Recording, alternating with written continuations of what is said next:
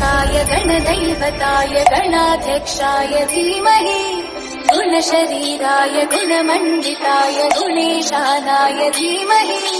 गुणातीताय गुणाधीशाय गुणप्रविष्टाय धीमहि एकदन्ताय वक्रतुण्डाय गौरीतनयाय धीमहि